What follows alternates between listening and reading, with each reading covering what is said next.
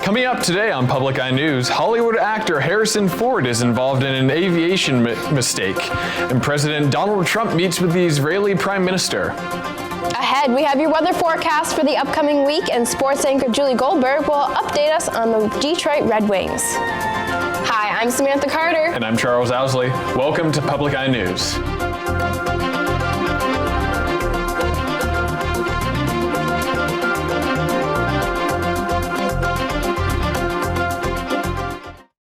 The National Park Service is inviting the public to an open meeting today in Houghton to discuss moving wolves to Isle Royale. Today's meeting focuses on a proposed draft on how to bring wolves to Isle Royale National Park. The National Park Service has put forth 3 options, along with the option of not bringing any wolves to the island at all. Today's meeting will be held from 4 to 6 p.m. in Magnuson Franklin Square Inn in Houghton. Upset West team detectives served a search warrant and an arrest warrant to a house on Monday in Ahmeek, Michigan. During their search of the residence, marijuana, packaging, and a scale were found, in addition to $2,000 in cash. 52-year-old Eric Eugene Pushy of Ahmeek was arrested on 2 counts of delivery of marijuana, which is a 4-year felony. He was later arraigned in the 97th District Court and released on bond. Pushy is scheduled to appear in court on February 23rd. The 3rd annual Ride for Cody Memorial event will be held at Marquette Mountain March 4th from 1 p.m. to 4 p.m. The event will honor Cody Revort, a 17-year-old Marquette boy who lost his life in a snowboarding incident when he was not wearing his helmet. After Cody's death, his family has started the For Cody campaign to promote helmet safety. The event will be open to the public and include the raffle of a 2018 season pass for Marquette Mountain, among other prizes. Lift tickets will also be discounted during the event. And after 70 years as a West Michigan retailer, MC Sports has declared bankruptcy. Currently, MC Sports employs more than 1,300 people and has more than $170 million in annual revenues. MC Sports has announced that it will have liquidation sales at all 68 of its stores. After facing lower sales over the last 4 years, the company began closing some of its underperforming outlets. MC Sports in Marquette is not commenting on the matter. The northern half of the Lower Peninsula is currently in the middle of a boom in its bear population. The black bear population of the Lower Peninsula has risen by 29% since 2012 and almost 50% since 2000, according to wildlife management specialist Kevin Swanson of the DNR. According to Swanson, complaints about the bears are increasing in the Baldwin Management Unit, which stretches from Muskegon County north to Leelanau County. The UP's bear population is approximately 9,700 out of the 15,000 bears across the state. Swanson is proposing an increase in the quota for the 2017 to 2018 hunting season. And Detroit police have announced their intent to make further statements regarding Monday's fatal shooting of a 19-year-old man who attempted to flee from the police. According to Detroit Police Chief James Craig, the officer was in the process of reholstering his weapon when 19-year-old Raynard Burton lunged at the officer. In the same interview, Craig later said, quote, "It appeared that the suspect grabbed the officer's gun and there was a struggle over the gun when the one shot was fired," end quote. Police turned on their lights in an attempt to stop Burton after observing him traveling at, quote, "a high rate of speed," end quote. Burton did not stop and instead crashed into a utility pole before attempting to flee on foot. And after a brief break, we'll be back with your national and international news. Well, I'm just a blues singer. American Masters presents B.B. King, born a sharecropper's son, Riley B. King. He's the king of the blues. B.B. King's not just great, he's like great. Just like, unbelievable. Join us for his legendary sound and powerful story. B.B. King, The Life of Riley, on American Masters. Thursday afternoon at 2 on WNMU Public TV 13.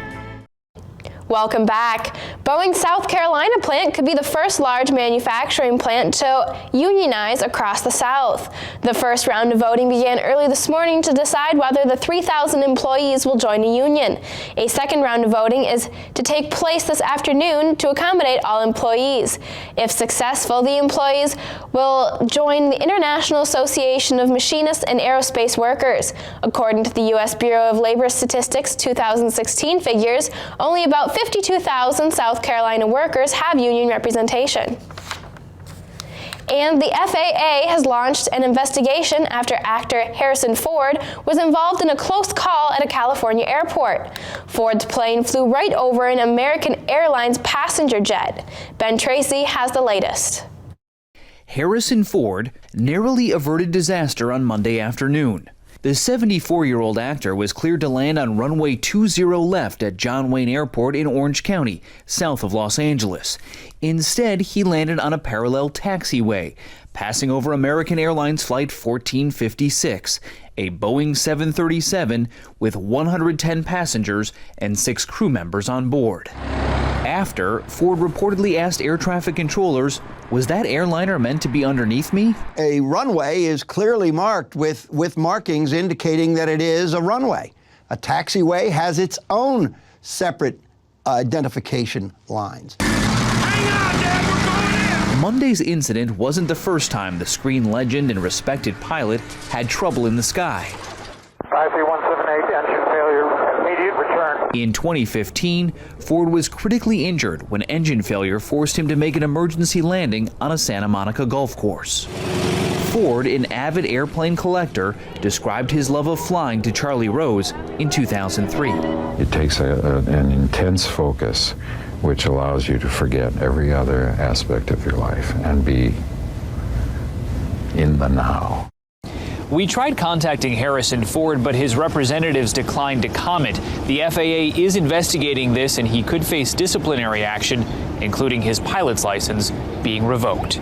Ben Tracy, CBS News, Santa Ana, California. A South Carolina woman who spent nearly 2 months chained inside a large metal container says that her captor raped her daily and bragged that he had killed over 100 other people. Kayla Brown and her boyfriend Charles Carver had been hired by real estate agent Todd Kohlhepp on August 31st to clear underbrush from his property. It was there that Kohlhepp shot Carver and bound and gagged Brown, imprisoning her in a 30-foot-long storage container nearby. Kohlhepp faces charges for murder, kidnapping, and weapons, but not for rape. Authorities say that Brown's rescue helped them solve 7 other killings in the area going back to 2004. And President Trump has met with Prime Minister Benjamin Netanyahu several times in the past, but today will be the first time the two will meet at the White House. Craig Boswell has more details on what the two world leaders will talk about. President Trump is preparing to host Israeli Prime Minister Benjamin Netanyahu at the White House to discuss peace efforts in the Middle East. The Trump administration is reportedly considering a major shift in U.S. policy and could move away from a two-state solution. Palestinians have long insisted on statehood as a condition to peace. A committee member for the PLO issued this statement saying if the Trump administration rejects this policy, it would be destroying the chances for peace and undermining American interest, standing, and credibility abroad. Prior to Prime Minister Netanyahu's visit, CIA Director Mike Pompeo held a meeting with Palestinian leader Mahmoud Abbas in the West Bank. The meeting was described as warm and positive. President Trump and Prime Minister Netanyahu already enjoy a friendlier relationship than Netanyahu ever had with President Obama, but whether that translates into lasting peace remains to be seen. President Trump's son-in-law, Jared Kushner, is said to be playing a key role in shaping the administration's Middle East peace process. Mr. Trump has publicly supported Kushner's efforts. If you can't produce peace in the Middle East, nobody can. Peace in the Middle East has been an elusive goal for U.S. presidents, despite many attempts over the past 4 decades. And after the break, we'll be back with your weather and sports. Stay tuned.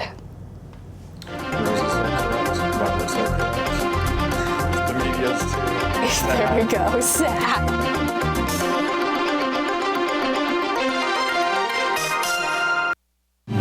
Join an all-star musical salute to Smokey Robinson, the 2016 recipient of the Library of Congress Horace Gershwin Prize for Popular Song. With performances by Smokey Robinson, Aloe Black, CeeLo Green, JoJo, Esperanza Spalding, and more. With host Samuel L. Jackson and special guest Barry Gordon. Friday afternoon at 1 o'clock Eastern. And welcome back. Unfortunately, that sunny weather we were having yesterday has seemed to disappear, but don't fret because we do have warmer weather on the way. Let's take a look at the current conditions right now in Marquette. Currently it's snowing with a temperature of 21 degrees Fahrenheit. Winds coming out of the north-northwest at 19 miles an hour.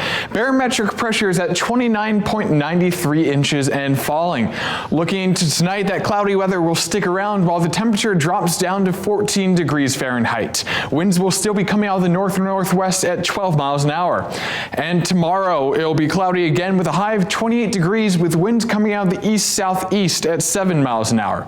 Let's take a look across the UP. Snowy and cloudy across the board. Over in Sault Ste. Marie, 19 degrees. Over in Manistee, 23. In Escanaba, 23 again. And in Menominee, 25. Taking a look at the other half. Over in Iron Mountain, 21 degrees. In Ironwood, 16. Up there in Houghton, 20 degrees. And back here in Marquette, 21 degrees. Let's take a look at the weather ahead.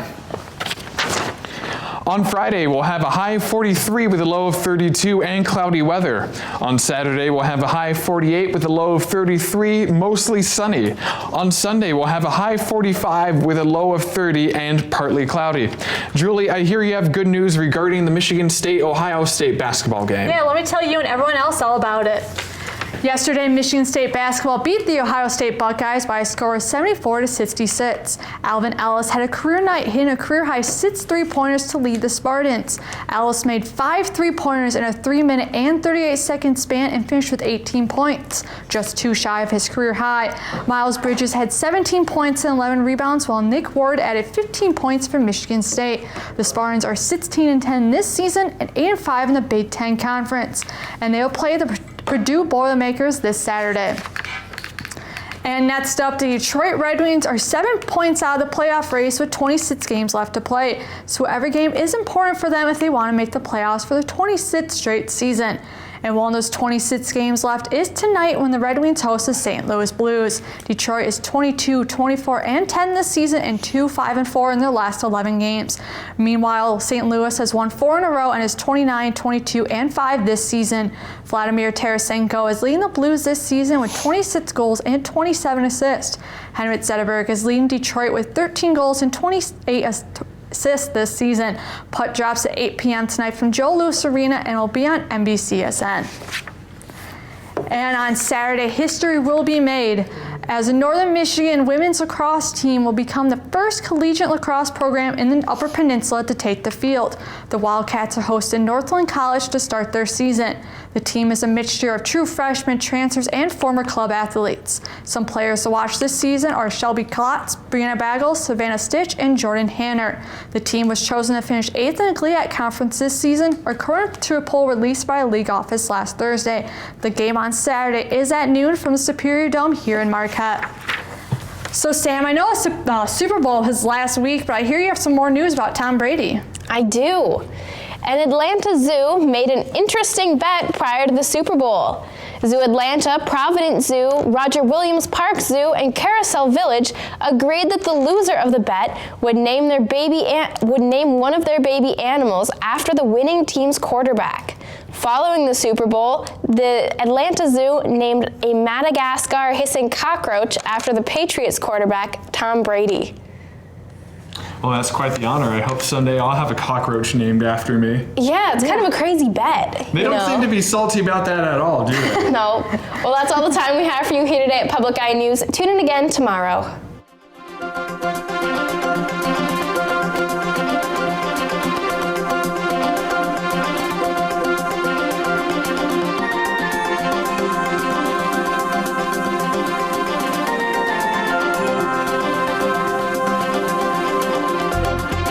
The preceding program was produced in studios located in the Edgar L. Hardin Learning Resources Center by WNMU-TV, Northern Michigan University Public Television.